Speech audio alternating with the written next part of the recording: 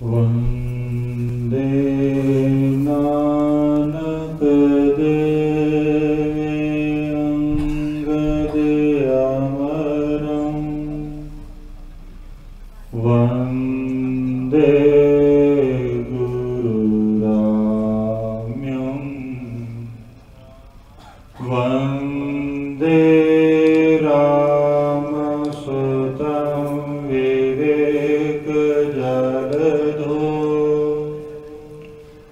वंदे गोविन्दहरिं वंदे श्रीहरिराय नन्दकुवरं वंदे गुरुनाम्यं वंदे सिंहगोविन्दबोधियमले वंदे गुरुग्रन्थं वंदे गुरुग्रन्थं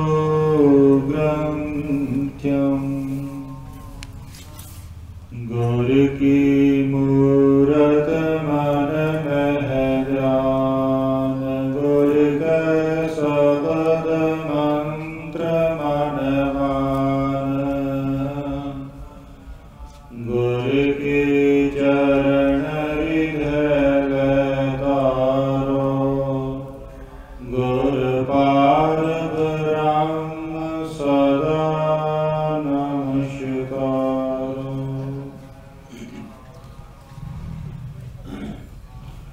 धन धन शब्दावतार चौवर शतर तप दे मालिक ज्ञान स्वरूप बोध स्वरूप तत्व स्वरूप शब्द गुरु धन धन साहिब श्री गुरु ग्रंथ साहिब जी परम सत्कारयोग संत बाबा हरचरण सिंह जी परम सत्कारयोग भाई बलजीत सिंह जी मंच ते विराजमान समूह सतपुरुष महापुरुष एवं गुरु रूप गुरु प्यारी साध संगत जी आओ फतेह दी सांझ पाइए। वाहिगुरु जी का खालसा वाहिगुरु जी की फतेह। साध संगत जी आप संगतां हुणे हुणे परम सत्कारयोग भाई बलजीत सिंह जी के रागी जथे के कोलों बहुत ही सुंदर क्लासिकल गुरबाणी के शब्दों का श्रवण कर रहे। सतगुरु पातशाह जी कृपा करते हैं अमृत वेला सच नाओ वडियाई विचार। अमृत वेला इस दे विच दो शब्द हैं, एक है अमृत अते दूसरा है वेला। वेला का अर्थ है समा। अमृत का की अर्थ है अमृत शब्द नूं जदों असीं खोलते हाँ मृत मृत मैने मरना नाश होना। असीं सारे जदों अपने जीवन के बारे विचार करते हाँ गहराई के नाल सोचते हाँ साड़ी जिहड़ी दिन रात की दौड़ लगी हुई है की दौड़ लगी हुई है कि सानों एक ना एक दिन मौत जरूर आनी है, असी एक ना एक दिन अवश्य मरना। अर्थात हर इंसान इस दौड़ दे विच लगा हुआ है कि किसी ना किसी तरह किसी ना किसी ढंग के द्वारा मैं मौत तो बच जाऊं। जिन्ने संसार दे विच डिस्पेंसरियां हन हॉस्पिटल हन जिन्ने इंस्टीट्यूट हैं ये सारे दे सारे किस वास्ते हैं साडा मौत दे नाल ये जंग चल रहा असी मौत नूं स्वीकार नहीं करते। क्यों मौत नूं स्वीकार नहीं करते? साडा जिहड़ा अपना वास्तविक निज स्वरूप है वो मरण धर्मा नहीं है, उसकी कभी मौत नहीं आती, वो कभी नहीं मरता। पर असी किसी भुलेखे के कारण अपने आप उस निज स्वरूप नूं ना जाणदियां होइयां केवल तां केवल ये जिहड़ा पंजां तत्तां दा बणिया होया साडा शरीर है, इस शरीर नूं केवल तां केवल अपना आप समझ के बैठे। जदों असीं इस अपने शरीर दे बारे विचार करते हाँ, शरीर दे एक एक अंग दे बारे विचार करके देखो कि अखां मेरियां हन, मैं नहीं हाँ। नक मेरा है, मैं नहीं हाँ। केस मेरे हन, मैं नहीं हाँ। बांह मेरी है, मैं नहीं हाँ। लत मेरी है, मैं नहीं। शरीर दे एक एक अंग ते विचार करके देखोगे सारियां दे नाल मेरा मेरा लगेगा, मैं किसी दे नाल नहीं लगेगा। फिर इत्थे प्रश्न खड़ा होंदा है कि अगर ये सारा शरीर मेरा है, इस शरीर दे पिछे मैं कौन हाँ? जदों असीं इस विषय ते विचार करते हाँ कि इस शरीर दे पिछे मैं कौन हाँ, सतगुरु पातशाह जी कृपा करते हन कि जिहड़ा साडा अपना निज स्वरूप है वो की है, सत सुहान सदा मन चाओ। साडा जिहड़ा अपना निज स्वरूप है वो सत स्वरूप है। सत कहंदे हन जिस दे बारे सतगुरु पातशाह कृपा करते हन, आद सच जुगाद सच है भी सच, नानक होसी भी सच। सत कहंदे हन होने बन नूं। असीं रात नूं अंधेरे कमरे दे विच पए हां, साडे चों किसे नूं रात नूं इह भुलेखा पैंदा है कि मैं हां जां नहीं हां। किसी नूं लाइट जगा के टार्च जगा के देखना पैंदा है कि मैं हाँ या नहीं हाँ, अर्थात सानू अपने होनेपन का ज्ञान है कि मैं हाँ। इसका मतलब सानू अपने सत स्वरूप का ज्ञान है कि मैं हाँ। दूसरे नंबर ते साडा निज स्वरूप की है, चेतन स्वरूप, ज्ञान स्वरूप। अगर अज असीं किसी भी मूर्ख तो मूर्ख व्यक्ति नूं ये पुछ लईए कि भाई तैनूं कुछ नहीं पता, वो कहंदा जिन्ना मैनूं ज्ञान है, जिन्नी मैनूं जानकारी है, जिन्नी मैनूं नॉलेज है, उन्नी किसी दूसरे नूं नहीं। अर्थात सानू अपने चेतन स्वरूप का भी ज्ञान है। चेतन कहंदे हन जिहड़ा खुद नूं जानदा है, दूसरियां नूं जानदा। हुण जिहड़ी लकड़ है उहनूं अपने आप का नहीं पता, दूसरे का नहीं पता। पैप है उसनूं अपने आप का नहीं पता, दूसरे का नहीं पता। सानू अपने शरीर का भी पता है, दूसरियां वस्तुओं का भी पता है। अर्थात सानू अपने चेतन स्वरूप का भी ज्ञान। इतों तक सानू पता है कि मैं हाँ अते मैनू बहुत ज्ञान है। अर्थात सानू अपने होनेपन का भी ज्ञान है अते अपने आप का भी पता है कि मैं ज्ञान स्वरूप हाँ, मैनू बहुत ज़्यादा नॉलेज। फिर दिन रात की साडी जिहड़ी दौड़ लगी हुई है वो की है कि मैनू किसी ना किसी तरह सुख मिल जावे, मैं सुखी हो जाऊं। सवेर तो लैकर के 24 घंटे असीं जो भी कोई कर्म करते हाँ, साडे हर कर्म के पिछे यही साडे मन दे विच बैठा रहिंदा है कि मैं किसी ना किसी तरह, किसी ना किसी ढंग दे द्वारा सुखी हो जावां। मेरे जीवन दे विचों दुखां दा, रोगां दा, कलेशां दा नाश हो जाए। भावें असीं कोई भी कर्म करते हाँ, हर कर्म दे पिछे साडे मन दे विच यही बैठा होया है कि मैं धन कमा लवां, सुखी हो जावांगा, मैं परिवार वसा लवां, सुखी हो जावांगा, बहुत सारे लोगों के नाल जान पछाण कर लवां, सुखी हो जावांगा। जिन्नी भी असीं दौड़ दौड़ते हाँ जीवन दे विच, वो किस वास्ते? अपने आप नूं सुखी बनाउण वास्ते। क्यों कि साडा अपना जिहड़ा निज स्वरूप है वो आनंद स्वरूप है।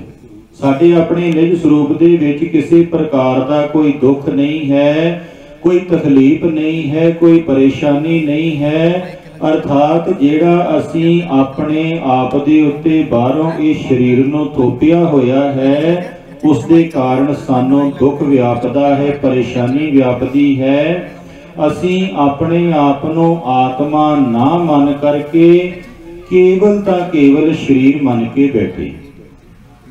जिस तरह कोई व्यक्ति रथ दे विच बैठा होवे, गड्डी दे विच बैठा होवे, अपने आप नूं गड्डी मनन लग पवे, ये सब तो वड्डा उसका भुलेखा है। ਗੱਡੀ ਦੇ ਵਿੱਚ ਬੈਠਣ ਵਾਲਾ ਵਿਅਕਤੀ ਅਲੱਗ ਹੈ, ਗੱਡੀ ਅਲੱਗ ਹੈ। ਇਸੇ ਤਰ੍ਹਾਂ ਹੀ ਇਹ ਸਰੀਰ ਅਲੱਗ ਹੈ ਅਤੇ ਇਸ ਸਰੀਰ ਦੇ ਪਿੱਛੇ ਰਹਿਣ ਵਾਲਾ ਸ਼ਰੀਰੀ ਇਸ ਨੂੰ ਚਲਾਉਣ ਵਾਲਾ ਅਲੱਗ ਹੈ, ਜਿਸ ਦੇ ਬਾਰੇ ਭਗਵਾਨ ਕ੍ਰਿਸ਼ਨ ਗੀਤਾ ਦੇ ਵਿੱਚ ਬਹੁਤ ਸੁੰਦਰ ਦੱਸਦੇ ਹਨ। ਵਾ ਸ਼ਾਂਸੀ ਜੀਰਣਾਨੀ ਜਥਾ ਵਿਹਾਇਆ ਨਵਾਨੀ ਗ੍ਰਹਿਣਾਤੀ ਨਰੋ ਪਰਾਣੀ ਤਥਾ ਸ਼ਰੀਰਾਣੀ ਵਿਹਾਇਆ ਜੀਰਣਾ ਨਿਆਨੀ ਸੰਜਾਤੀ ਨਵਾਨੀ ਦੇ। ਵਾਸ਼ਾਂਸੀ ਕਹਿੰਦੇ ਹਨ ਕੱਪੜਿਆਂ ਨੂੰ, ਵਸਤਰਾਂ ਨੂੰ। ਜਿਸ ਤਰ੍ਹਾਂ ਅਸੀਂ ਕੁਝ ਨਵੇਂ ਕੱਪੜੇ ਖਰੀਦਦੇ ਹਾਂ, ਉਹਨਾਂ ਵਸਤਰਾਂ ਨੂੰ ਪਾਉਂਦੇ ਹਾਂ, ਹੰਡਾਉਂਦੇ ਹਾਂ, ਸਮੇਂ ਦੇ ਅਨੁਸਾਰ ਉਹ ਵਸਤਰ ਪੁਰਾਣੇ ਹੋ ਜਾਂਦੇ ਹਨ, ਫਟ ਜਾਂਦੇ ਹਨ, ਅਸੀਂ ਉਹਨਾਂ ਵਸਤਰਾਂ ਨੂੰ ਤਿਆਗ ਦਿੰਦੇ। ਇਸੇ ਤਰ੍ਹਾਂ ਹੀ ਜਿਹੜੀ ਜੀਵ ਆਤਮਾ ਹੈ, ਉਹ ਜੀਵ ਆਤਮਾ ਆਪਣੇ ਪਿਛਲੇ ਕੀਤੇ ਹੋਏ ਕਰਮਾਂ ਦੇ ਆਧਾਰ ਦੇ ਉੱਤੇ ਇਸ ਸਰੀਰ ਨੂੰ ਧਾਰਨ ਕਰਦੀ ਹੈ ਅਤੇ ਜਦੋਂ ਪਿਛਲੇ ਕੀਤੇ ਹੋਏ ਕਰਮਾਂ ਦਾ ਫਲ ਖਤਮ ਹੋ ਜਾਂਦਾ ਹੈ, ਭੁਗਤ ਜਾਂਦਾ ਹੈ, ਤਾਂ ਉਹ ਜੀਵ ਆਤਮਾ ਇਸ ਸਰੀਰ ਨੂੰ ਤਿਆਗ ਦਿੰਦੀ ਹੈ, ਫਿਰ ਦੂਸਰਾ ਜਾ ਕਰਕੇ ਸਰੀਰ ਧਾਰਨ ਕਰ ਲੈਂਦਾ। ਜਿਸ ਤਰ੍ਹਾਂ ਸਾਨੂੰ ਇਹ ਕਿਸੇ ਨੂੰ ਯਾਦ ਨਹੀਂ ਹੈ ਕਿ ਬਚਪਨ ਤੋਂ ਲੈ ਕਰਕੇ ਅਸੀਂ ਹੁਣ ਤੱਕ ਕਿੰਨੇ ਵਸਤਰ ਸਵਾਏ ਹਨ, ਕਿੰਨੇ ਪਾਏ ਹਨ, ਕਿੰਨੇ ਹੰਢਾਏ ਹਨ, ਇਸੇ ਤਰ੍ਹਾਂ ਵੀ ਸਾਨੂੰ ਆਪਣੇ ਪਿਛਲੇ ਜਨਮਾਂ ਦਾ ਕੋਈ ਗਿਆਨ ਨਹੀਂ ਹੈ ਕਿ ਅਸੀਂ ਕਿਸਨੇ ਕੁ ਜਨਮ ਧਾਰਨ ਕੀਤੇ। ਕਿੰਨੇ ਵਾਰ ਅਸੀਂ ਕੂਕਰਾਂ ਸੂਕਰਾਂ ਦੀਆਂ ਜੁਨੀਆਂ ਭੋਗੀਆਂ ਹਨ, ਕਿੰਨੇ ਵਾਰ ਅਸੀਂ ਜੰਗਲਾਂ ਕੰਦਰਾਂ ਦੇ ਵਿੱਚ ਭਟਕੇ ਹਾਂ, ਕਿੰਨੀ ਵਾਰ ਸਾਨੂੰ ਇਹ ਮਨੁੱਖ ਸਰੀਰ ਪ੍ਰਾਪਤ ਹੋਇਆ ਹੈ। ਕਿਸੇ ਵਿਅਕਤੀ ਨੂੰ ਇਸ ਬਾਰੇ ਗਿਆਨ ਨਹੀਂ ਕਿ ਮੈਂ ਪਿੱਛੇ ਕਿੰਨੇ ਜਨਮ ਭੋਗ ਕਰਕੇ ਆਇਆ, ਕਿਉਂਕਿ 84 ਦਾ ਚੱਕਰ ਲਗਾਉਣ ਤੋਂ ਬਾਅਦ ਫਿਰ ਸਾਨੂੰ ਇਹ ਮਨੁੱਖ ਜਨਮ ਪ੍ਰਾਪਤ ਹੁੰਦਾ ਹੈ ਅਤੇ ਇਸ ਮਨੁੱਖ ਜਨਮ ਨੂੰ ਪ੍ਰਾਪਤ ਹੋਣ ਤੋਂ ਬਾਅਦ ਸਾਡੇ ਮਨ ਦੇ ਵਿੱਚ ਹਰ ਸਮੇਂ ਇਹ ਡਰ ਬਣਿਆ ਰਹਿੰਦਾ ਹੈ ਕਿ ਕਿਤੇ ਮੈਨੂੰ ਮੌਤ ਨਾ ਆ ਜਾਵੇ, ਮੈਂ ਮਰ ਨਾ ਜਾ। ਕਿਉਂ ਡਰ ਬਣਿਆ ਰਹਿੰਦਾ ਹੈ? ਕਿਉਂਕਿ ਜਿਹੜਾ ਸਾਡਾ ਆਪਣਾ ਨਿਜ ਸਰੂਪ ਹੈ, ਆਤਮਿਕ ਸਰੂਪ ਹੈ, ਉਹ ਮਰਨ ਧਰਮਾ ਨਹੀਂ ਹੈ, ਉਸ ਦੀ ਕਦੀ ਮੌਤ ਨਹੀਂ ਹੁੰਦੀ। ਅਗਰ ਸਾਡੀ ਮੌਤ ਹੋ ਜਾਂਦੀ ਹੁੰਦੀ, ਅੱਜ ਅਸੀਂ ਸੰਸਾਰ ਦੇ ਵਿੱਚ ਦੇਖਦੇ ਹਾਂ ਕਿ ਇੱਕ ਬੱਚਾ ਪੈਦਾ ਹੁੰਦਿਆਂ ਸਾਰ ਹੀ ਸ਼ਾਹੂਕਾਰ ਹੈ, ਇੱਕ ਬੱਚਾ ਪੈਦਾ ਹੁੰਦਿਆਂ ਸਾਰ ਹੀ ਘਰ ਦੇ ਵਿੱਚ ਰੋਟੀ ਵੀ ਖਾਣ ਨੂੰ ਨਹੀਂ ਹੈ। ਇਹ ਫਰਕ ਕਿੱਥੋਂ ਆਇਆ? ਸਾਡੇ ਪਿਛਲੇ ਜਨਮਾਂ ਦੇ ਆਧਾਰ ਦੇ ਉੱਤੇ। ਜਿਹੋ ਜਿਹੇ ਅਸੀਂ ਪਿਛਲੇ ਜਨਮਾਂ ਦੇ ਵਿੱਚ ਕਰਮ ਕੀਤੇ ਸੀ, ਉਹਨਾਂ ਕਰਮਾਂ ਦੇ ਆਧਾਰ ਦੇ ਉੱਤੇ ਇਹ ਦੋ ਬੱਚਿਆਂ ਦੇ ਵਿੱਚ ਅੰਤਰ ਆਇਆ। ਇੱਥੋਂ ਇਹ ਸਿੱਧ ਹੁੰਦਾ ਹੈ ਕਿ ਅਸੀਂ ਇਹ ਸਰੀਰ ਧਾਰਨ ਤੋਂ ਪਹਿਲਾਂ ਵੀ ਸਰੀਰ ਸੀ। ਹੁਣ ਜਿਹੜੇ ਅਸੀਂ ਚੰਗੇ ਮਾੜੇ ਕਰਮ ਕਰ ਰਹੇ ਹਾਂ, ਇਹਨਾਂ ਕਰਮਾਂ ਨੂੰ ਭੋਗਣ ਵਾਸਤੇ ਅਸੀਂ ਫਿਰ ਅੱਗੇ ਜਾ ਕਰਕੇ ਦੂਸਰਾ ਸਰੀਰ ਧਾਰਨ ਕਰਨਾ ਹੈ। ਇਸ ਦਾ ਅਰਥ ਹੈ ਕਿ ਅਸੀਂ ਕੇਵਲ ਤਾਂ ਕੇਵਲ ਇਹ ਸਰੀਰ ਮਾਤਰ ਨਹੀਂ ਹਾਂ, ਇਸ ਸਰੀਰ ਦੇ ਪਿੱਛੇ ਰਹਿਣ ਵਾਲਾ ਸਾਡਾ ਨਿਜ ਸਰੂਪ ਆਤਮਿਕ ਸਰੂਪ ਹੈ। ਸਤਿਗੁਰੂ ਪਾਤਸ਼ਾਹ ਜੀ ਕਿਰਪਾ ਕਰਦੇ ਹਨ ਕਿ ਜਿਹੜਾ ਹਰ ਸੰਸਾਰ ਦੇ ਵਿੱਚ ਜੀਵ ਪੈਦਾ ਹੋਇਆ ਹੈ, ਉਸਨੇ ਇੱਕ ਨਾ ਇੱਕ ਦਿਨ ਅਵਸ਼ ਮਰਨਾ। ਜੋ ਉਪਜਿਓ ਸੋ ਬਿਨਸ ਹੈ, ਪਰੋ ਆਜ ਕੇ ਕਾਲ, ਨਾਨਕ ਹਰ ਗੁਣ ਗਾਏ ਲੇ, ਛਾੜ ਸਗਲ ਜੰਜਾਲ। ਜਿਹੜੇ ਅਸੀਂ ਸੰਸਾਰ ਦੇ ਜੰਜਾਲ ਦੇ ਵਿੱਚ ਪਏ ਹੋਏ ਹਾਂ, ਜਿਸ ਜੰਜਾਲ ਦੇ ਵਿੱਚ ਪੈਣ ਦੇ ਕਾਰਨ ਅਸੀਂ ਕੇਵਲ ਆਪਣੇ ਆਪ ਨੂੰ ਹੀ ਭੁੱਲ ਚੁੱਕੇ ਹਾਂ ਕਿ ਮੈਂ ਕੌਣ ਹਾਂ, ਮੈਂ ਕਿੱਥੋਂ ਆਇਆ ਹਾਂ, ਮੈਂ ਕੀ ਹਾਂ। ਕੇਵਲ ਤਾਂ ਕੇਵਲ ਇਸ ਸਰੀਰ ਦੇ ਉੱਤੇ ਆਪਣੀ ਆਸਥਾ ਟਿਕਾ ਕਰਕੇ ਬੈਠੇ। ਇਸ ਵਾਸਤੇ ਸਾਨੂੰ ਹਰ ਸਮੇਂ ਮੌਤ ਦਾ ਡਰ ਸਤਾਉਂਦਾ ਰਹਿੰਦਾ ਹੈ ਅਤੇ ਇਸ ਮੌਤ ਤੋਂ ਬਚਣ ਵਾਸਤੇ ਅਸੀਂ ਕਿਸ ਦੀ ਸ਼ਰਨ ਜਾਂਦੇ ਹਾਂ? ਅੰਮ੍ਰਿਤ, ਜਿੱਥੇ ਸਾਡੀ ਕਦੀ ਮੌਤ ਨਹੀਂ ਹੁੰਦੀ, ਜਿੱਥੋਂ ਜਾ ਕਰਕੇ ਅਸੀਂ ਮੌਤ ਤੋਂ ਬਚ ਸਕਦੇ ਹਾਂ, ਜਿੱਥੇ ਜਾ ਕਰਕੇ ਸਾਨੂੰ ਮੌਤ ਦਾ ਡਰ ਖਤਮ ਹੋ ਜਾਂਦਾ ਹੈ, ਮੌਤ ਦਾ ਭੈ ਖਤਮ ਹੋ ਜਾਂਦਾ ਹੈ। ਇਸ ਵਾਸਤੇ ਭਾਈ ਅੰਮ੍ਰਿਤ ਦਾ ਅਰਥ ਹੈ ਕਿ ਜਿੱਥੇ ਮੌਤ ਦਾ ਸਾਨੂੰ ਡਰ ਨਹੀਂ ਸਤਾਉਂਦਾ। ਜਦੋਂ ਅਸੀਂ ਅੰਮ੍ਰਿਤ ਦੇ ਨਾਲ ਜੁੜ ਜਾਂਦੇ ਹਾਂ, ਜਦੋਂ ਅਸੀਂ ਅੰਮ੍ਰਿਤ ਦੇ ਧਾਰਨੀ ਬਣ ਜਾਂਦੇ ਹਾਂ, ਤਾਂ ਸੁਭਾਵਿਕ ਹੈ ਸਾਡੇ ਅੰਦਰ ਜਿਹੜਾ ਦਿਨ ਰਾਤ ਮੌਤ ਦਾ ਡਰ ਬਣਿਆ ਰਹਿੰਦਾ ਹੈ, ਉਸ ਮੌਤ ਦੇ ਡਰ ਤੋਂ ਸਾਨੂੰ ਛੁਟਕਾਰਾ ਮਿਲ ਜਾਂਦਾ। ਸਤਿਗੁਰੂ ਪਾਤਸ਼ਾਹ ਜੀ ਨੇ ਬਹੁਤ ਸਾਡੇ ਉੱਤੇ ਰਹਿਮਤ ਕੀਤੀ ਹੈ। ਜਿਹੜਾ ਰਾਤ ਦਾ ਚੌਥਾ ਪਹਿਰ ਹੈ, ਉਸ ਸਮੇਂ ਨੂੰ ਅੰਮ੍ਰਿਤ ਵੇਲਾ ਕਿਹਾ ਜਾਂਦਾ। ਕਿਉਂ ਅੰਮ੍ਰਿਤ ਵੇਲਾ ਕਿਹਾ ਜਾਂਦਾ? ਕਿਉਂਕਿ ਜਿਹੜੇ ਅਸੀਂ ਦਿਨ ਦੇ ਕੰਮਕਾਰ ਕਰਦਿਆਂ ਥੱਕ ਜਾਂਦੇ ਹਾਂ, ਸਾਡੇ ਸਰੀਰ ਨੂੰ ਥਕਾਵਟ ਹੋ ਜਾਂਦੀ ਹੈ। ਰਾਤਰੀ ਸੌਣ ਦੇ ਨਾਲ ਸਾਡੇ ਸਰੀਰ ਦੀ ਥਕਾਵਟ ਖਤਮ ਹੋ ਜਾਂਦੀ ਹੈ ਅਤੇ ਸਾਡਾ ਜਿਹੜਾ ਜੀਵਨ ਹੈ, ਸਾਡਾ ਸਰੀਰ ਫਿਰ ਦੁਬਾਰਾ ਤਰਤਾਜ਼ਾ ਹੋ ਜਾਂਦਾ। ਜਦੋਂ ਸਾਡਾ ਸਰੀਰ ਸਵਸਥ ਹੋਵੇਗਾ, ਸਵਸਥ ਸਰੀਰ ਦੇ ਦੁਆਰਾ ਅਸੀਂ ਅੰਮ੍ਰਿਤ ਵੇਲੇ ਰਾਤ ਦੇ ਚੌਥੇ ਪਹਿਰ ਜਿਹੜਾ ਵੀ ਕੰਮ ਕਰਾਂਗੇ, ਉਸ ਕੰਮ ਦੇ ਵਿੱਚ ਸਾਨੂੰ ਸਭ ਤੋਂ ਜ਼ਿਆਦਾ ਸਫਲਤਾ ਪ੍ਰਾਪਤ ਹੋਵੇਗੀ। ਅਸੀਂ ਆਪਣੇ ਜੀਵਨ ਦੇ ਵਿੱਚ ਦੇਖਿਆ ਹੋਵੇਗਾ ਕਿ ਰਾਤ ਨੂੰ ਜਿਹੜੀ ਚੀਜ਼ ਅਸੀਂ 2 ਘੰਟੇ 3 ਘੰਟੇ ਪੜ੍ਹਦੇ ਹਾਂ, ਯਾਦ ਨਹੀਂ ਹੁੰਦੀ। ਅਗਰ ਅਸੀਂ ਅੰਮ੍ਰਿਤ ਵੇਲੇ ਉੱਠ ਕਰਕੇ ਉਸੇ ਹੀ ਲੈਸਨ ਨੂੰ 10 ਮਿੰਟ 15 ਮਿੰਟ ਪੜ੍ਹਦੇ ਹਾਂ, ਉਹ ਯਾਦ ਹੋ ਜਾਂਦੀ। ਕਿਉਂ ਯਾਦ ਹੋ ਜਾਂਦੀ ਹੈ? ਕਿ ਉਸ ਸਮੇਂ ਸਾਡਾ ਜਿਹੜਾ ਦਿਮਾਗ ਹੈ ਉਹ ਤਰ ਰਹਿੰਦਾ ਹੈ, ਕਿਸੇ ਪ੍ਰਕਾਰ ਦੀ ਥਕਾਵਟ ਨਹੀਂ ਰਹਿੰਦੀ। ਕਿਉਂਕਿ ਉਸ ਸਮੇਂ ਜਿੰਨੀ ਵੀ ਸੰਸਾਰ ਦੀ ਪ੍ਰਕਿਰਤੀ ਹੈ ਉਹ ਸ਼ਾਂਤ ਹੁੰਦੀ। ਜਦੋਂ ਸੰਸਾਰ ਦੀ ਪ੍ਰਕਿਰਤੀ ਸ਼ਾਂਤ ਹੋ ਜਾਂਦੀ ਹੈ, ਸਾਡੀ ਜਿਹੜੀ ਬੁੱਧੀ ਹੈ, ਸਾਡੀ ਬੁੱਧੀ ਦੇ ਵਿੱਚ, ਮਨ ਦੇ ਵਿੱਚ ਜਿਹੜਾ ਕੰਤੂਹਲ ਚੱਲਦਾ ਹੈ, ਉਹ ਵੀ ਸ਼ਾਂਤ ਹੋ ਜਾਂਦਾ। ਜਿਸ ਤਰ੍ਹਾਂ ਜਿਵੇਂ ਸੂਰਜ ਚੜ੍ਹਦਾ ਹੈ, ਕੌਲ ਦਾ ਫੁੱਲ ਖਿੜਦਾ ਹੈ। ਜਦੋਂ ਸੂਰਜ ਛਿਪ ਜਾਂਦਾ ਹੈ, ਕਮਲ ਦਾ ਫੁੱਲ ਵੀ ਸਿकुड़ ਜਾਂਦਾ।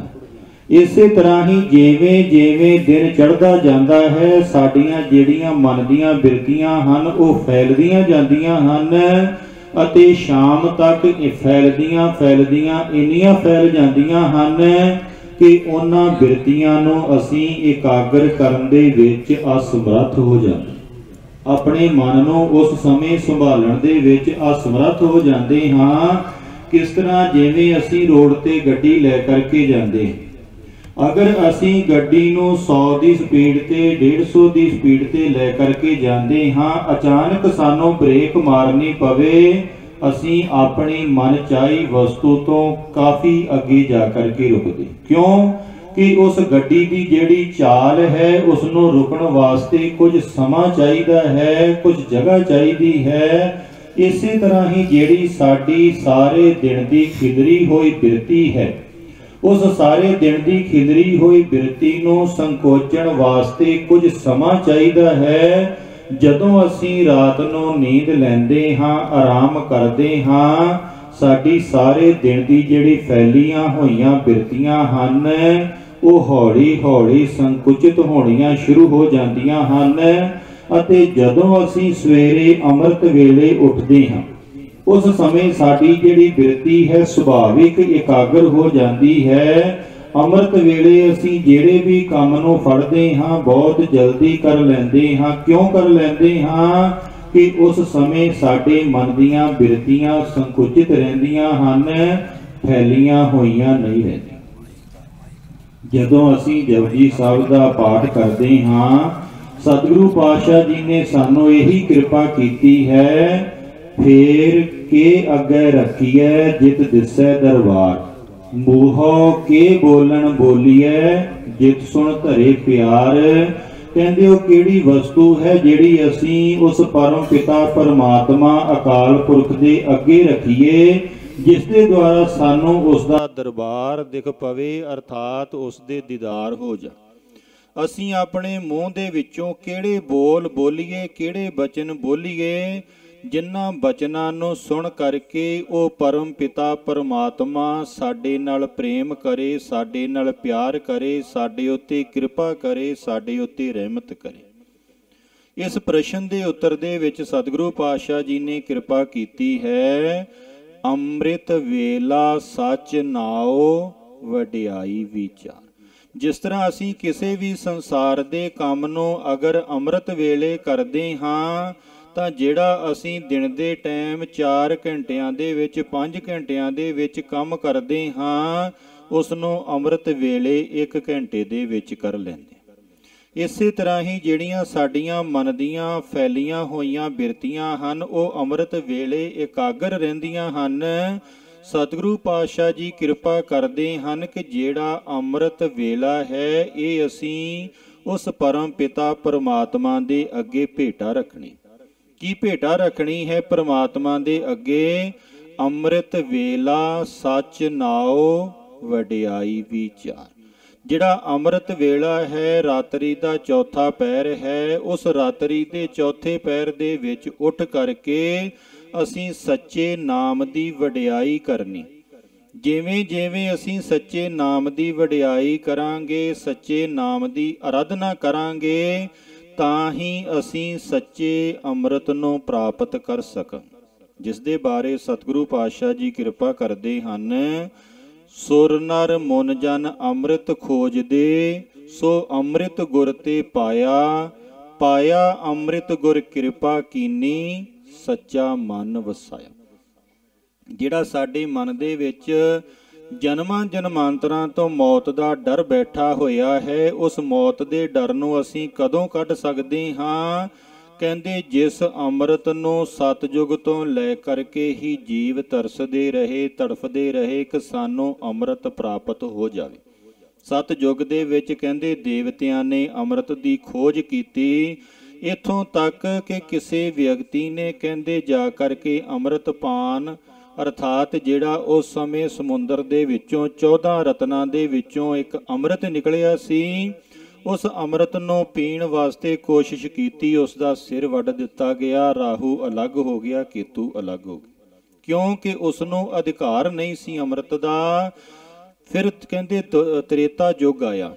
ਤ੍ਰੇਤੇ ਯੁੱਗ ਦੇ ਵਿੱਚ ਵੀ ਮੁਨੀ ਜਨਾਂ ਨੇ ਅਨੇਕ ਪ੍ਰਕਾਰ ਦੇ ਪ੍ਰਾਪੋ ਗੰਡੇ ਕੀਤੇ ਕਿ ਸਾਨੂੰ ਅੰਮ੍ਰਿਤ ਪ੍ਰਾਪਤ ਹੋ ਜਾਵੇ। ਫਿਰ ਦੁਆਪਰ ਯੁੱਗ ਆਇਆ। ਦੁਆਪਰ ਯੁੱਗ ਦੇ ਵਿੱਚ ਕੇਵਲ ਕਹਿੰਦੇ ਰਾਜਿਆਂ ਨੂੰ ਅੰਮ੍ਰਿਤ ਦਾ ਅਧਿਕਾਰ ਸੀ। ਰਾਜੇ ਪ੍ਰੀਖਸ਼ਿਤ ਨੂੰ ਕਥਾ ਰੂਪੀ ਅੰਮ੍ਰਿਤ ਮਿਲਿਆ। ਜਦੋਂ ਕਹਿੰਦੇ ਰਾਜੇ ਪ੍ਰੀਖਸ਼ਿਤ ਨੂੰ ਸ਼ਰਾਪ ਮਿਲ ਗਿਆ, ਰਿਸ਼ੀ ਜੀ ਨੇ ਦੱਸਿਆ ਕਿ ਤੁਸੀਂ ਕਥਾ ਰੂਪੀ ਅੰਮ੍ਰਿਤ ਪਾਨ ਕਰੋ ਤਾਂ ਹੀ ਤੁਹਾਡਾ 7 ਦਿਨਾਂ ਦੇ ਵਿੱਚ ਕਲਿਆਣ ਹੋ ਸਕਦਾ। ਜਦੋਂ ਕਹਿੰਦੇ ਸੁਖਦੇਵ ਰਿਸ਼ੀ ਪ੍ਰੀਖਸ਼ਿਤ ਨੂੰ ਕਥਾ ਸੁਣਾਉਣ ਵਾਸਤੇ ਆਇਆ, ਦੇਵਤੇ ਸਵਰਗ ਦੇ ਵਿੱਚੋਂ ਅੰਮ੍ਰਿਤ ਦਾ ਕਲਸ਼ ਲੈ ਕਰਕੇ ਆ ਗਏ ਕਿ ਤੂੰ ਸਾਡੇ ਕੋਲੋਂ ਇਹ ਅੰਮ੍ਰਿਤ ਲੈ ਲਾ, ਕਿਉਂ ਕਿ ਤੈਨੂੰ ਮੌਤ ਦਾ ਡਰ ਹੈ। ਤੂੰ ਇਹ ਅੰਮ੍ਰਿਤ ਪੀ ਲਾ, ਸਾਨੂੰ ਇਸ ਅੰਮ੍ਰਿਤ ਦੀ ਜਗ੍ਹਾ ਕਥਾ ਰੂਪੀ ਅੰਮ੍ਰਿਤ ਦੇ ਦੇ, ਅਸੀਂ ਕਥਾ ਰੂਪੀ ਅੰਮ੍ਰਿਤ ਪਾਨ ਕਰਨਾ ਚਾਹੁੰਦੇ ਹਾਂ। ਕਹਿੰਦੇ ਪ੍ਰੀਖਸ਼ਿਤ ਨੇ ਸੁਖਦੇਵ ਵੱਲ ਦੇਖਿਆ, ਸੁਖਦੇਵ ਜੀ ਨੇ ਸਿਰ ਹਿਲਾ ਦਿੱਤਾ ਕਿ ਇਸ ਅੰਮ੍ਰਿਤ ਦੀ ਸਾਨੂੰ ਜ਼ਰੂਰਤ ਨਹੀਂ, ਕਿਉਂਕਿ ਜਿਹੜਾ ਇਹ ਸਰੀਰ ਹੈ, ਇਸ ਸਰੀਰ ਨੂੰ ਅਸੀਂ ਭਾਵੇਂ ਜਿੰਨੀ ਮਰਜ਼ੀ ਲੰਮੀ ਉਮਰ ਕਰ ਲਈਏ, ਇੱਕ ਨਾ ਇੱਕ ਦਿਨ ਇਸ ਸਰੀਰ ਨੇ ਨਾਸ਼ ਅਵਸ਼ ਹੋਣਾ।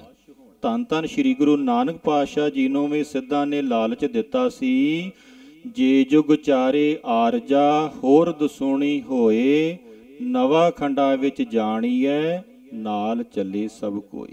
ਕਹਿੰਦੇ 40 ਯੁੱਗਾਂ ਦੀ ਉਮਰ ਦਾ ਸਿੱਧਾਂ ਨੇ ਗੁਰੂ ਨਾਨਕ ਪਾਤਸ਼ਾਹ ਨੂੰ ਲਾਲਚ ਦਿੱਤਾ ਸੀ ਕਿ ਅਸੀਂ ਤੁਹਾਨੂੰ 40 ਯੁੱਗਾਂ ਦੀ ਉਮਰ ਦੇ ਸਕਦੇ, ਪਰ ਸਤਿਗੁਰੂ ਪਾਤਸ਼ਾਹ ਜੀ ਨੇ ਉਸ ਨੂੰ ਸਵੀਕਾਰ ਨਹੀਂ ਕੀਤਾ। ਕਿਉਂ ਕਿ ਜਿਹੜਾ ਸਰੀਰ ਹੈ ਇਹ ਮਰਨ ਧਰਮ ਹੈ।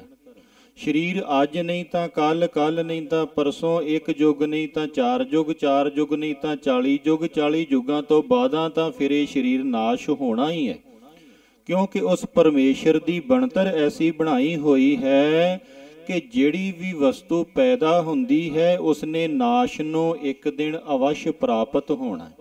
ਇਸ ਵਾਸਤੇ ਭਾਈ ਜਿਹੜਾ ਸਾਨੂੰ ਮੌਤ ਦਾ ਡਰ ਹੈ, ਇਹ ਮੌਤ ਕੇਵਲ ਤਾਂ ਕੇਵਲ ਸਰੀਰ ਦੀ ਹੁੰਦੀ ਹੈ, ਆਤਮਾ ਦੀ ਕਦੀ ਮੌਤ ਨਹੀਂ ਹੁੰਦੀ। ਅਸੀਂ ਆਪਣੇ ਜੀਵਨ ਦੇ ਵਿੱਚ ਸਰੀਰ ਦੀ ਮੌਤ ਤੋਂ ਡਰਦੇ ਹਾਂ। ਸਰੀਰ ਦੀ ਮੌਤ ਤੋਂ ਕਿਉਂ ਡਰਦੇ ਹਾਂ ਕਿ ਸਾਡੀ ਜਿਹੜੀ ਸੋਚ ਹੈ ਉਹ ਕੇਵਲ ਤਾਂ ਕੇਵਲ ਸਰੀਰ ਤੱਕ ਜੁੜੀ ਹੋਈ ਹੈ। ਜਦੋਂ ਅਸੀਂ ਇਸ ਸਰੀਰ ਤੋਂ ਉੱਪਰ ਉੱਠ ਕਰਕੇ ਉਸ ਸੱਚੇ ਅੰਮ੍ਰਿਤ ਦੇ ਨਾਲ ਜੁੜ ਜਾਵਾਂਗੇ, ਜਿਵੇਂ ਜਿਵੇਂ ਅਸੀਂ ਉਸ ਸੱਚੇ ਅੰਮ੍ਰਿਤ ਦੇ ਨਾਲ ਜੁੜਾਂਗੇ, ਸਾਡੇ ਅੰਦਰੋਂ ਮੌਤ ਦਾ ਜਿਹੜਾ ਡਰ ਹੈ ਉਹ ਖਤਮ ਹੋਣਾ ਸ਼ੁਰੂ ਹੋ ਜਾਵੇ। फिर कहते कलयुग का समा आया, सतयुग तो लै करके कलयुग तक कदी भी इस्त्री नूं अंम੍ਰਿਤ ਦਾ ਅਧਿਕਾਰ ਨਹੀਂ ਸੀ। ਦਸ਼ਮੇਸ਼ ਪਿਤਾ ਜੀ ਨੇ ਸਾਡੇ ਉੱਤੇ ਰਹਿਮਤ ਕੀਤੀ, ਇਸਤਰੀ ਪੁਰਸ਼ ਦਾ ਭੇਦ ਭਾਵ ਮਿਟਾ ਕਰਕੇ ਸਾਨੂੰ ਅੰਮ੍ਰਿਤ ਦੀ ਦਾਤ ਬਖਸ਼ੀ। ਜਿਸ ਦਾਤ ਨੂੰ ਜੀਵ ਸਤਜੁਗ ਤੋਂ ਲੈ ਕਰਕੇ ਤਰਸਦੇ ਸਨ ਕਿ ਸਾਨੂੰ ਕਿਸੇ ਤਰ੍ਹਾਂ ਅੰਮ੍ਰਿਤ ਪ੍ਰਾਪਤ ਹੋ ਜਾਵੇ, ਅਸੀਂ ਮੌਤ ਤੋਂ ਬਚ ਜਾਈਏ, ਸਤਿਗੁਰੂ ਪਾਤਸ਼ਾਹ ਜੀ ਨੇ ਸਾਨੂੰ ਖੰਡੇ ਬਾਟੇ ਦੀ ਪੌਲ ਦੇ ਕਰਕੇ ਅੰਮ੍ਰਿਤ ਪਾਨ ਕਰਵਾਇਆ। ਅੰਮ੍ਰਿਤ ਪਾਨ ਕਰਵਾ ਕਰਕੇ ਕੀ ਕੀਤਾ? ਸਤਿਗੁਰੂ ਪਾਤਸ਼ਾਹ ਜੀ ਨੇ ਸਾਨੂੰ ਅੰਮ੍ਰਿਤ ਵੇਲੇ ਦੇ ਨਾਲ ਜੋੜਿਆ। ਜਦੋਂ ਸਾਨੂੰ ਅੰਮ੍ਰਿਤ ਪਾਨ ਕਰਵਾਇਆ ਜਾਂਦਾ ਹੈ, ਕੀ ਆਗਿਆ ਕੀਤੀ ਜਾਂਦੀ ਹੈ ਕਿ ਭਾਈ ਤੁਸੀਂ ਅੰਮ੍ਰਿਤ ਵੇਲੇ ਉੱਠਣਾ, ਇਸ਼ਨਾਨ ਕਰਨਾ, ਇਸ਼ਨਾਨ ਕਰਕੇ ਨਿਤਨੇਮ ਬਾਣੀਆਂ ਦਾ ਜਾਪ ਕਰਨਾ। ਸਤਿਗੁਰੂ ਪਾਤਸ਼ਾਹ ਜੀ ਨੇ ਸਾਨੂੰ ਖੰਡੇ ਬਾਟੇ ਦੀ ਪੌਲ ਦੇ ਕਰਕੇ ਅੰਮ੍ਰਿਤ ਵੇਲੇ ਦੇ ਨਾਲ ਜੋੜਿਆ। ਫਿਰ ਅੰਮ੍ਰਿਤ ਵੇਲੇ ਦੇ ਦੁਆਰਾ ਸਾਨੂੰ ਕਿੱਥੇ ਜੋੜਿਆ? ਅੰਮ੍ਰਿਤ ਵੇਲਾ ਸੱਚ ਨਾਉ ਵਡਿਆਈ ਵਿਚਾਰ। ਕਹਿੰਦੇ ਅੰਮ੍ਰਿਤ ਵੇਲੇ ਦੇ ਨਾਲ ਜੋੜ ਕਰਕੇ ਫਿਰ ਸਾਨੂੰ ਗੁਰਬਾਣੀ ਦੇ ਨਾਲ ਜੋੜਿਆ। ਬਾਣੀ ਗੁਰੂ, ਗੁਰੂ ਹੈ ਬਾਣੀ, ਵਿੱਚ ਬਾਣੀ ਅੰਮ੍ਰਿਤ ਸਾਰੇ, ਗੁਰਬਾਣੀ ਕਹੈ ਸੇਵਕ ਜਨ ਮਾਨੈ, ਪ੍ਰਤੱਖ ਗੁਰੂ ਨਿਸਤ। ਕਿਸੇ ਨੂੰ ਸ਼ੱਕ ਹੈ ਕਿ ਸਾਨੂੰ ਪਰਮ ਪਿਤਾ ਪਰਮਾਤਮਾ ਉਹ ਪ੍ਰਤੱਖ ਗੁਰੂ ਸਾਨੂੰ ਨਿਸਤਾਰੇਗਾ ਨਹੀਂ, ਪਾਰ ਨਹੀਂ ਕਰੇਗਾ, ਇਸ ਦੇ ਵਿੱਚ ਸ਼ੰਕਾ ਦੀ ਕੋਈ ਜਗ੍ਹਾ ਨਹੀਂ ਹੈ। ਪਰ ਜ਼ਰੂਰਤ ਕੀ ਹੈ ਕਿ ਅਸੀਂ ਗੁਰਬਾਣੀ ਦੀ ਮੰਨੀਏ, ਜੋ ਸਾਨੂੰ ਗੁਰਬਾਣੀ ਕਹਿੰਦੀ ਹੈ। ਜੋ ਗੁਰਬਾਣੀ ਰੂਪੀ ਅੰਮ੍ਰਿਤ ਹੈ, ਉਸ ਗੁਰਬਾਣੀ ਰੂਪੀ ਅੰਮ੍ਰਿਤ ਨੂੰ ਅਸੀਂ ਅੰਮ੍ਰਿਤ ਵੇਲੇ ਉੱਠ ਕਰਕੇ ਅੰਮ੍ਰਿਤ ਦੇ ਟਾਈਮ ਇਕਾਗਰ ਮਨ ਹੋ ਕਰਕੇ ਆਰਾਧਨਾ ਕਰੀਏ। ਜਦੋਂ ਅਸੀਂ ਅੰਮ੍ਰਿਤ ਵੇਲੇ ਉੱਠਾਂਗੇ, ਅੰਮ੍ਰਿਤ ਵੇਲੇ ਉੱਠ ਕਰਕੇ ਇਸ਼ਨਾਨ ਕਰਾਂਗੇ, ਬਾਣੀ ਦੇ ਨਾਲ ਜੁੜਾਂਗੇ, ਜਿਸ ਦੇ ਬਾਰੇ ਸਤਿਗੁਰੂ ਪਾਤਸ਼ਾਹ ਕਿਰਪਾ ਕਰਦੇ ਹਨ। ਗੁਰ ਸਤਿਗੁਰ ਕਾ ਜੋ ਸਿੱਖ ਅਖਾਏ, ਸੋ ਭਲਕੇ ਉੱਠ ਹਰ ਨਾਮ ਧਿਆਵੇ। ਉਦਮ ਕਰੇ ਭਲਕੇ ਪ੍ਰਭਾਤੀ, ਇਸ਼ਨਾਨ ਕਰੇ ਅੰਮ੍ਰਿਤਸਰ ਨਾਵੇ। ਅਰਥਾਤ ਜਦੋਂ ਅਸੀਂ ਗੁਰੂ ਦੇ ਸਿੱਖ ਅਖਵਾਉਂਦੇ ਹਾਂ, ਅੰਮ੍ਰਿਤ ਪਾਨ ਕਰਦੇ ਹਾਂ, ਗੁਰੂ ਵਾਲੇ ਬਣਦੇ ਹਾਂ, ਤਾਂ ਭਾਈ ਸਭ ਤੋਂ ਪਹਿਲਾਂ ਸਾਡਾ ਕਰਤੱਵ ਹੈ ਕਿ ਅਸੀਂ ਅੰਮ੍ਰਿਤ ਵੇਲੇ ਉੱਠੀਏ, ਇਸ਼ਨਾਨ ਕਰੀਏ। ਅੰਮ੍ਰਿਤ ਵੇਲੇ ਉੱਠ ਕਰਕੇ ਇਸ਼ਨਾਨ ਕਰਕੇ ਅਸੀਂ ਨਾਮ ਦੇ ਨਾਲ ਜੁੜੀਏ। ਜਦੋਂ ਅਸੀਂ ਨਾਮ ਦੇ ਨਾਲ ਜੁੜਾਂਗੇ ਤਾਂ ਕੀ ਕਿਰਪਾ ਹੋਵੇਗੀ? ਚਾ ਲਾਗੇ ਉਠ ਨਾਮ ਜਪ, ਨਿਸਬਾਸਰ ਆਰਾਧ, ਕਾਰਾ ਤੁਝੇ ਨਾ ਵਿਆਪਈ, ਨਾਨਕ ਮਿਟੇ ਉਪਾਦ। ਜਿਹੜੀ ਸਾਨੂੰ ਉਪਾਧੀ ਲੱਗੀ ਹੋਈ ਹੈ, ਸੰਸਾਰ ਦੀ ਉਪਾਧੀ ਦੇ ਕਾਰਨ ਅਸੀਂ ਅਨੇਕ ਪ੍ਰਕਾਰ ਦੇ ਕਾਰੇ ਦੇ ਵਿੱਚ ਪਏ ਹੋਏ ਹਾਂ। ਕਾਰਾ ਕਹਿੰਦੇ ਹਨ ਚਿੰਤਾ ਨੂੰ। ਸਾਨੂੰ ਦਿਨ ਰਾਤ ਅਨੇਕ ਪ੍ਰਕਾਰ ਦੀਆਂ ਚਿੰਤਾਵਾਂ ਸਤਾਉਂਦੀਆਂ ਹਨ। ਕਿਸੇ ਵੀ ਵਿਅਕਤੀ ਨੂੰ ਦੇਖ ਲਓ, ਬਾਹਰੋਂ ਸਾਨੂੰ ਦੇਖਣ ਨੂੰ ਬਹੁਤ ਵਧੀਆ ਸ਼ਾਂਤ ਦਿਖੇਗਾ, ਪਰ ਅਗਰ ਉਸ ਦੇ ਅੰਦਰ ਝਾਤੀ ਮਾਰ ਕੇ ਦੇਖੋ, ਕੋਈ ਐਸਾ ਜੀਵ ਨਹੀਂ ਹੈ ਜਿਹਨੂੰ 5-7 ਪ੍ਰਕਾਰ ਦੀ ਕੋਈ ਚਿੰਤਾ ਨਾ ਹੋਵੇ, ਕੋਈ ਫਿਕਰ ਨਾ ਹੋਵੇ। ਅਰਥਾਤ ਹਰ ਜੀਵ ਚਿੰਤਾ ਦੇ ਦੁਆਰਾ ਗ੍ਰਸਿਆ ਹੋਇਆ ਹੈ। ਕਿਉਂ ਚਿੰਤਾ ਦੇ ਦੁਆਰਾ ਅਸੀਂ ਗ੍ਰਸੇ ਹੋਏ ਹਾਂ? ਜਿਹੜੀ ਚਿੰਤਾ ਮਣੀ ਹੈ, ਸਾਡੀਆਂ ਸਾਰੀਆਂ ਚਿੰਤਾਵਾਂ ਨੂੰ ਦੂਰ ਕਰਨ ਵਾਲਾ ਉਹ ਪਰਮ ਪਿਤਾ ਪਰਮਾਤਮਾ ਹੈ, ਉਸ ਤੋਂ ਅਸੀਂ ਵਿਛੜੇ ਹੋਏ। ਪਰਮੇਸ਼ਰ ਤੇ ਭੁੱਲਿਆਂ ਵਿਆਪਣ ਸਭੇ ਰੋਗ, ਵਿਮੁਖ ਹੋਏ RAM ਤੇ ਲੱਗਣ ਜਨਮ ਵਿਜੋਗ। ਅਸੀਂ ਉਸ ਪਰਮ ਪਿਤਾ ਪਰਮਾਤਮਾ ਅਕਾਲ ਪੁਰਖ ਨੂੰ ਭੁਲਾਇਆ ਹੋਇਆ ਹੈ। ਉਸ ਪਰਮੇਸ਼ਰ ਨੂੰ ਭੁਲਾਉਣ ਦੇ ਕਾਰਨ ਹੀ ਸਾਨੂੰ ਅਨੇਕ ਪ੍ਰਕਾਰ ਦੀਆਂ ਚਿੰਤਾਵਾਂ ਲੱਗੀਆਂ ਹੋਈਆਂ ਹਨ। ਸਤਿਗੁਰੂ ਪਾਤਸ਼ਾਹ ਜੀ ਕਿਰਪਾ ਕਰਦੇ ਹਨ ਕਿ ਜਦੋਂ ਤੂੰ ਚਾਹ ਲਾਗੇ ਮੈਨੇ ਅੰਮ੍ਰਿਤ ਵੇਲੇ ਉੱਠੇਗਾ, ਉਸ ਪਰਮਾਤਮਾ ਦੀ ਆਰਾਧਨਾ ਕਰੇਗਾ, ਸਿਮਰਨ ਕਰੇਗਾ, ਬੰਦਗੀ ਕਰੇਗਾ, ਨਾਮ ਦੇ ਨਾਲ ਜੁੜੇਗਾ, ਬਾਣੀ ਦੇ ਨਾਲ ਜੁੜੇਗਾ, ਤਾਂ ਸੁਭਾਵਿਕ ਹੈ ਉਹ ਜਿਹੜੀਆਂ ਤੇਰੀਆਂ ਚਿੰਤਾਵਾਂ ਹਨ ਉਹ ਖਤਮ ਹੋਣਗੀਆਂ। ਜਦੋਂ ਸਾਡੀਆਂ ਚਿੰਤਾਵਾਂ ਖਤਮ ਹੋਣਗੀਆਂ ਤਾਂ ਹੀ ਭਾਈ ਸਾਡੀ ਜਿਹੜੀ ਉਪਾਧੀ ਹੈ ਉਹ ਖਤਮ ਹੋਵੇਗੀ। ਉਪਾਧੀ ਕੀ ਹੈ? ਸਾਡੇ ਅੰਦਰ ਜਿਹੜਾ ਹੰਕਾਰ ਬੈਠਾ ਹੋਇਆ ਹੈ, ਇਹੀ ਸਾਡੀ ਉਪਾਧੀ ਹੈ।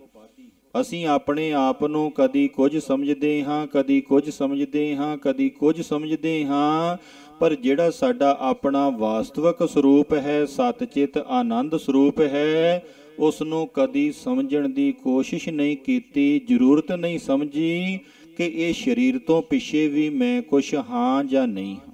ਕੇਵਲ ਤਾਂ ਕੇਵਲ ਅਸੀਂ ਆਪਣੇ ਸਰੀਰ ਦੇ ਨਾਲ ਜੁੜੇ ਹੋਏ ਹਾਂ, ਸਰੀਰ ਦੇ ਸੰਬੰਧਾਂ ਨੂੰ ਲੈ ਕਰਕੇ ਚਿੰਤਾਵਾਂ ਕਰਦੇ ਹਾਂ, ਸਰੀਰ ਦੇ ਸੰਬੰਧਾਂ ਨੂੰ ਲੈ ਕਰਕੇ ਅਸੀਂ ਬੱਝੇ ਹੋਏ ਹਾਂ।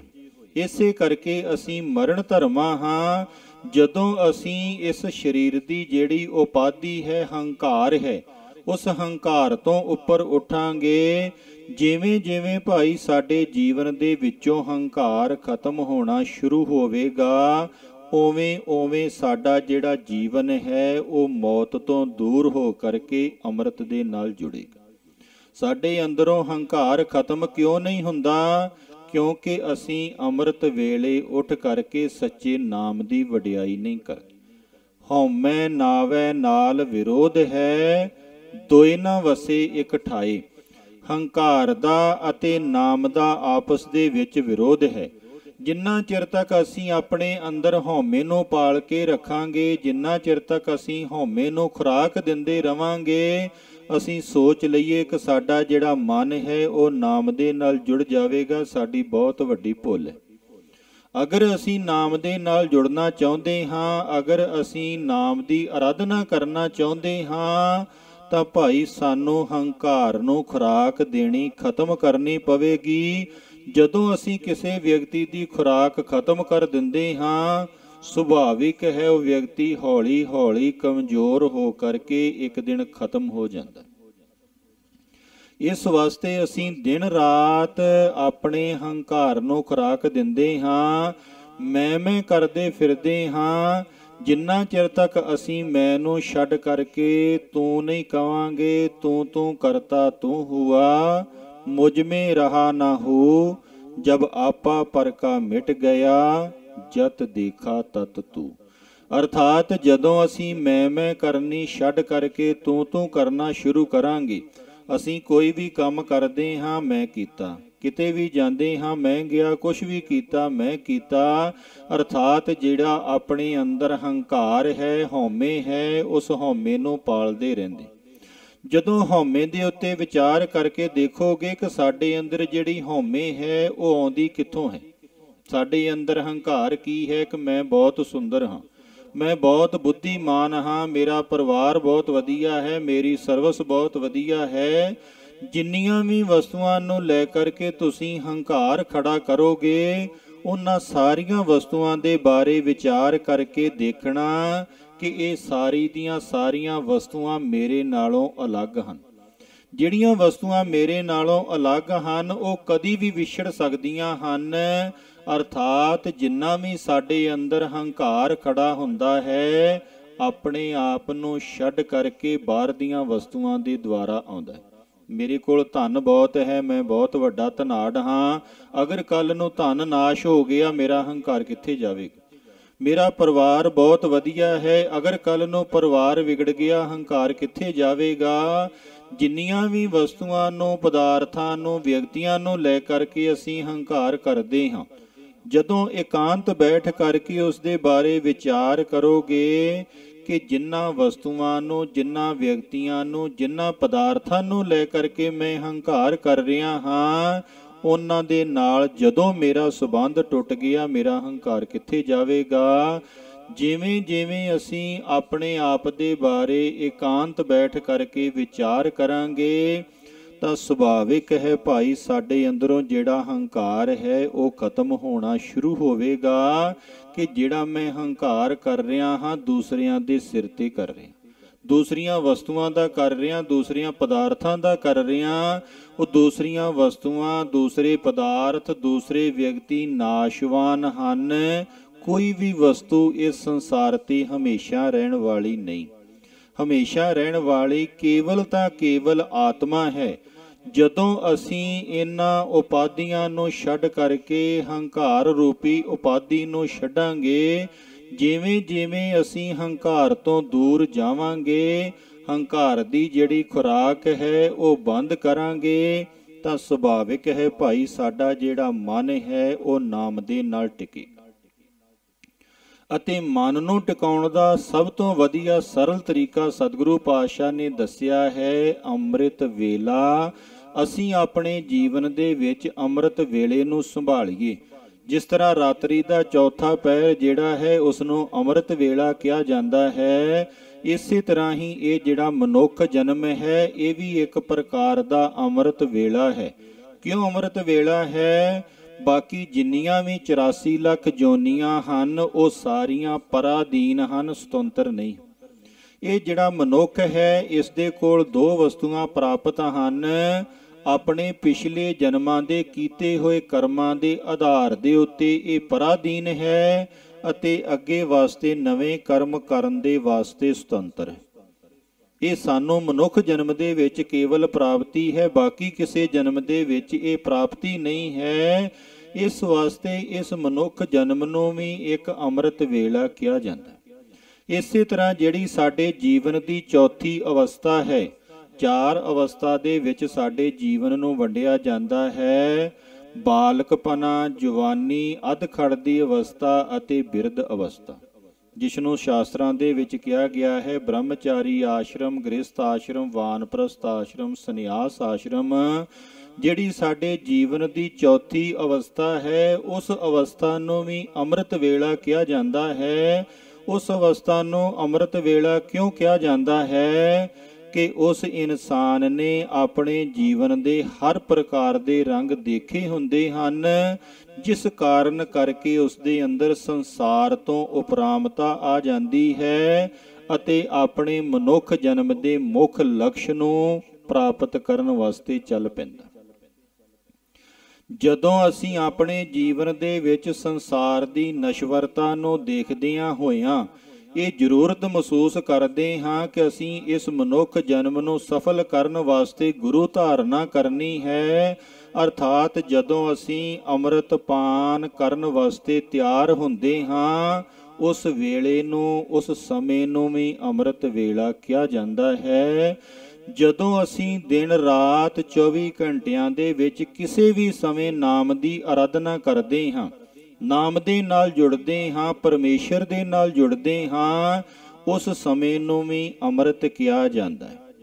ਪਰ ਸਾਰਿਆਂ ਸਮਿਆਂ ਦੇ ਨਾਲੋਂ ਜਿਹੜਾ ਰਾਤ ਦਾ ਚੌਥਾ ਪਹਿਰ ਹੈ ਉਸ ਅੰਮ੍ਰਿਤ ਵੇਲੇ ਨੂੰ ਵਿਸ਼ੇਸ਼ ਮਹੱਤਤਾ ਦਿੱਤੀ ਜਾਂਦੀ ਹੈ।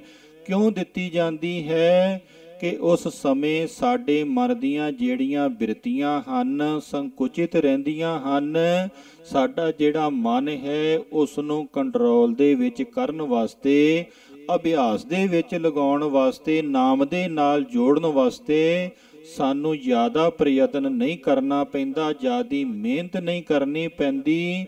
ਥੋੜ੍ਹੀ ਮਿਹਨਤ ਦੇ ਦੁਆਰਾ ਹੀ ਸਾਡਾ ਜਿਹੜਾ ਮਨ ਹੈ ਉਹ ਨਾਮ ਦੇ ਨਾਲ ਜੁੜਨਾ ਸ਼ੁਰੂ ਹੋ ਜਾਂਦਾ।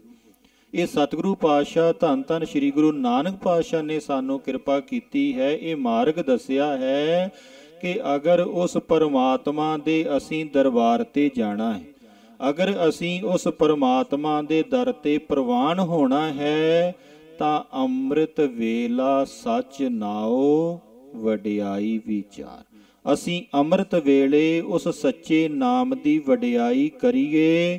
ਜਦੋਂ ਅਸੀਂ ਸੱਚੇ ਨਾਮ ਦੀ ਵਡਿਆਈ ਕਰਾਂਗੇ, ਸ਼ਬਦ ਦੇ ਨਾਲ ਜੁੜਾਂਗੇ, ਤਾਂ ਗੁਰਬਾਣੀ ਦਾ ਕੀ ਕਥਨ ਹੈ, ਏਕ ਸ਼ਬਦ ਮੇਰੇ ਪ੍ਰਾਣ ਬਸਤ ਹੈ, ਬਹੁੜ ਜਨਮ ਨਾ ਆ। ਅਰਥਾਤ ਜਦੋਂ ਅਸੀਂ ਇੱਕ ਸ਼ਬਦ ਦੇ ਨਾਲ ਜੁੜ ਜਾਵਾਂਗੇ, ਸੁਭਾਵਿਕ ਹੈ ਸਾਨੂੰ ਅੰਮ੍ਰਿਤ ਪ੍ਰਾਪਤ ਹੋ ਜਾਵੇਗਾ। ਸਾਡੇ ਅੰਦਰੋਂ ਜਿਹੜਾ ਮੌਤ ਦਾ ਡਰ ਹੈ ਉਹ ਮੌਤ ਦਾ ਡਰ ਖਤਮ ਹੋ ਜਾਵੇਗਾ। ਸਾਨੂੰ ਆਪਣੇ ਉਸ ਅੰਮ੍ਰਿਤ ਸਰੂਪ ਦਾ ਗਿਆਨ ਹੋ ਜਾਵੇਗਾ। ਅੰਮ੍ਰਿਤ ਸਰੂਪ ਸਾਡਾ ਆਪਣਾ ਨਿਜ ਦਾ ਸਰੂਪ ਹੈ, ਕਿਤਿਓਂ ਬਾਹਰੋਂ ਨਹੀਂ ਆਉਣਾ। ਪਰ ਅਸੀਂ ਕਿਸੇ ਭੁਲੇਖੇ ਕਾਰਨ, ਕਿਸੇ ਕਾਰਨ ਕਰਕੇ, ਕਿਸੇ ਉਪਾਧੀ ਦੇ ਕਾਰਨ ਕਰਕੇ ਚਾਲਾਂਗੇ ਉਠ ਨਾਮ ਜਪ ਨਿਸਬਾਸਰ ਆਰਾਧ। ਅਰਥਾਤ ਅੰਮ੍ਰਿਤ ਵੇਲੇ ਉੱਠ ਕਰਕੇ ਅਸੀਂ ਨਾਮ ਦੀ ਆਰਾਧਨਾ ਕਰੀਏ। ਕਦੋਂ ਤੱਕ ਨਾਮ ਦੀ ਆਰਾਧਨਾ ਕਰੀਏ? दिन रात उस परमात्मा नूं ध्याना करिए। कारा तुझे ना व्यापई नानक मिटे उपाद। जिहड़ी असीं ये शरीर रूपी उपाधि पाली होई है, जिस शरीर रूपी उपाधि के कारण सानू लगता है कि मेरी मौत होवेगी, वास्तव दे च साडी कदी मौत नहीं हुंदी। ये जीव कदी मरदा नहीं है, क्योंकि साडा जिहड़ा आत्मक स्वरूप है वो सत है, चित है, आनंद है, उसका कदी नाश नहीं हुंदा। पर असीं अपने इस शरीर नूं लै करके, इस शरीर दे नाल जुड़े होण करके उपाधि दे कारण अपने आप नूं मरण धर्मा समझदे हां, मरण वाला समझदे हां। जदों भाई असीं शब्द दे नाल जुड़ जांदे हां, शब्द की आराधना करदियां करदियां, नाम की आराधना करदियां करदियां उस सच्चे नामी नूं अपने अंदर वसा लैंदे। सुर नर मुन जन अमृत खोजदे, सो अमृत गुर ते पाया। जदों असीं खंडे बाटे दी पौल धारण करदे हां, गुरु वाले बनदे हां, गुरु तो सानों की बख्शिश प्राप्त हुंदी है। सुर नर मुन जन अमृत खोजदे, सो अमृत गुर ते पाया। किहड़ा अमृत पाया? पाया अमृत गुर किरपा कीनी, सच्चा मन वसाया। असीं अपने मन दे विच संसार नूं वसा करके बैठे हां। जदों भाई असीं अपने मन दे विच उस सच्चे नाम नूं वसा लवांगे, वो जिहड़ा सच्चा परम पिता परमात्मा है, उसदी कदी मौत नहीं हुंदी। वो नित है, हर क्षण दे विच है, हर जगह है, हर समय है। वो परमात्मा हर जगह है दा मतलब हुण भी इत्थे है, हर समय है, इस समय भी है, हर जगह ते है, इस जगह ते भी है, हर समय दे विच है, इस समय दे विच भी। वो परम पिता परमात्मा साडे तो अलग नहीं है, पर असीं संसार दी उपाधि के कारण उस परमात्मा तो विछड़े हुए हाँ। इस वास्ते भाई सानू अमृत वेला संभालण दी जरूरत। जदों असीं अमृत वेला संभालांगे, ये मनुख जन्म रूपी अमृत वेले नूं संभालांगे, रात्रि दे चौथे पहर रूपी अमृत वेले नूं संभालांगे, अपनी अवस्था रूपी अमृत वेले नूं संभालांगे। ये मनुख जन्म दे विच अमृत पान करन रूपी अमृत वेले नूं संभालांगे, गुरु धारण रूपी अमृत वेले नूं संभालांगे, तां ही साडा ये जिहड़ा मनुख जन्म है ये सफल होवेगा। इस वास्ते भाई असीं अमृत वेले दे नाल जुड़ीए। अमृत वेले दे नाल जुड़न दा मतलब की है कि असीं अमृत वेले उठ करके नाम नूं ध्याना करिए, बाणी नूं ध्याना करिए, बाणी दा विचार करिए कि बाणी सानूं की करन नूं कहंदी है अते असीं करदे की हां। जदों असीं बाणी दे अनुसार अपने जीवन नूं ढाल देवांगे तां यही जिहड़ा मनुख जन्म है ये सानूं उस अमृत रूपी परमेश्वर तक पहुँचाउण दा साधन बन जावेगा। अगर असीं अमृत वेले नूं नहीं संभालांगे तां यही मनुख जन्म रूपी अमृत वेला सानूं 84 लाख योनियां दे विच भटकाउण दा कारण बन जाए। इस वास्ते असीं अमृत वेले उठ करके उस परमात्मा दे नाम की आराधना करिए। उस परमात्मा की आराधना ना करन दे कारण जिहड़ी साडी उपाधि है उस उपाधि नूं त्यागीए, उस परमेश्वर दे चरनां दे नाल जोड़ीए। क्यों कि महापुरुष सानू अपने इस मनुख जन्म दे लाहे दे नाल जोड़दे हन कि भाई तू केवल शरीर नहीं है, शरीर तो पिछे आत्मा। इसे वास्ते महापुरुषां नूं परोपकारी कहा जाता है। परम सत्कारयोग संत बाबा हरचरण सिंह जी महाराज, जिन्हां ने एक दिन नहीं, 2 दिन नहीं, 4 दिन नहीं, तुसीं अपने घरां परिवारां दे विच देखिया होवेगा कि एक दिन दा कोई प्रोग्राम होवे, किसी बच्चे बच्ची दी शादी होवे, किन्ने दिन तैयारी करनी पैंदी। जिन्हां महापुरुषां ने 36 दिन तक रोजाना ये समागम चलाउणा है, उन्होंने कितनी मेहनत की होवेगी। वो किस वास्ते मेहनत करते हैं कि असीं अपने इस मनुख जन्म रूपी अमृत वेले नूं संभालीए। जिस वास्ते सानू ये मनुख जन्म मिलिया है उस लक्ष्य दे नाल जुड़ीए। ਇਸੇ ਵਾਸਤੇ ਇਹਨਾਂ ਮਹਾਂਪੁਰਸ਼ਾਂ ਨੂੰ ਪਰਉਪਕਾਰੀ ਕਿਹਾ ਜਾਂਦਾ ਹੈ। ਪਰਉਪਕਾਰੀ ਮਹਾਂਪੁਰਸ਼ ਸੰਸਾਰ ਤੇ ਕੇਵਲ ਤਾਂ ਕੇਵਲ ਆਪ ਨਾਮ ਜਪਦੇ ਹਨ ਅਤੇ ਹਰ ਜੀਵ ਨੂੰ ਨਾਮ ਦੇ ਨਾਲ ਜੁੜਨ ਦੇ ਬਾਰੇ, ਧੰਨ ਧੰਨ ਸ੍ਰੀ ਗੁਰੂ ਗ੍ਰੰਥ ਸਾਹਿਬ ਜੀ ਦੇ ਚਰਨਾਂ ਦੇ ਨਾਲ ਜੁੜਨ ਦੇ ਬਾਰੇ, ਗੁਰਬਾਣੀ ਵਿਚਾਰਨ ਦੇ ਬਾਰੇ ਪ੍ਰੇਰਦੇ ਹਨ ਕਿ ਭਾਈ ਅਸੀਂ ਬਾਣੀ ਦੇ ਨਾਲ ਜੁੜੀਏ, ਬਾਣੇ ਦੇ ਨਾਲ ਜੁੜੀਏ, ਆਪਣੇ ਮਨੁੱਖ ਜਨਮ ਨੂੰ ਸੰਭਾਲੀਏ, ਆਪਣੇ ਮਨੁੱਖ ਜਨਮ ਦਾ ਲਾਹਾ ਪ੍ਰਾਪਤ ਕਰਕੇ ਲੋਕ ਸੁਖੀਏ, ਪਰਲੋਕ ਸੁਹੇਲੇ ਕਰੀਏ। ਇਹਨਾਂ ਸ਼ਬਦਾਂ ਦੇ ਨਾਲ ਹੀ ਮੈਂ ਮਹਾਂਪੁਰਸ਼ਾਂ ਦਾ ਧੰਨਵਾਦ ਕਰਦਿਆਂ ਹੋਇਆਂ, ਜਿਸ ਦੇ ਬਾਰੇ ਗ੍ਰੰਥਕਾਰ ਕਹਿੰਦੇ ਹਨ, ਚਿਤ ਮਹਿ ਚਿੰਤਨ ਬ੍ਰਹਮ ਕਾ, ਦੇਹ ਕਰੇ ਸਤ ਕਰਮ, ਬਾਣੀ ਸਤ ਭਾਸ਼ਣ ਕਰੇ, ਜਹੀ ਹੈ ਮਾਨਵ ਧਰਮ। ਜਿਹੜੇ ਮਹਾਂਪੁਰਸ਼ ਚਿੱਤ ਕਰਕੇ ਹਮੇਸ਼ਾ ਉਸ ਪਰਮਾਤਮਾ ਦਾ ਚਿੰਤਨ ਕਰਦੇ ਹਨ, ਹਰ ਸਮੇਂ ਨੂੰ ਜਿਹੜੇ ਅੰਮ੍ਰਿਤ ਵੇਲਾ ਬਣਾ ਕੇ ਰੱਖਦੇ। ਚਿਤ ਮੈਂ ਚਿੰਤਨ ਬ੍ਰਹਮ ਕਾ, ਦੇਹ ਕਰੇ ਸਤ ਕਰਮ, ਸਰੀਰ ਦੇ ਦੁਆਰਾ ਸਤ ਕਰਮ ਕਰਦੇ ਹਨ ਅਤੇ ਆਪਣੀ ਰਸਨਾ ਦੇ ਦੁਆਰਾ ਹਮੇਸ਼ਾ ਸਾਨੂੰ ਪ੍ਰੇਰਨਾ ਕਰਦੇ ਹਨ ਕਿ ਭਾਈ ਨਾਮ ਦੇ ਨਾਲ ਜੁੜੋ, ਪਰਮੇਸ਼ਰ ਦੇ ਨਾਲ ਜੁੜੋ। ਉਹ ਪਰਮੇਸ਼ਰ ਅੰਮ੍ਰਿਤ ਰੂਪੀ ਹੈ। ਜਦੋਂ ਅਸੀਂ ਅੰਮ੍ਰਿਤ ਰੂਪੀ ਪਰਮੇਸ਼ਰ ਦੇ ਨਾਲ ਜੁੜਾਂਗੇ ਤਾਂ ਹੀ ਅਸੀਂ ਇਸ ਸਰੀਰ ਰੂਪੀ ਮੌਤ ਤੋਂ ਬਚ ਕਰਕੇ ਸਰੀਰ ਰੂਪੀ ਮੌਤ ਦੇ ਡਰ ਤੋਂ ਮੁਕਤ ਹੋ ਸਕਦੇ ਹਾਂ। ਇਹਨਾਂ ਸ਼ਬਦਾਂ ਦੇ ਨਾਲ ਹੀ ਦਾਸ ਖਿਮਾ ਦਾ ਜਾਚਕ ਹੈ।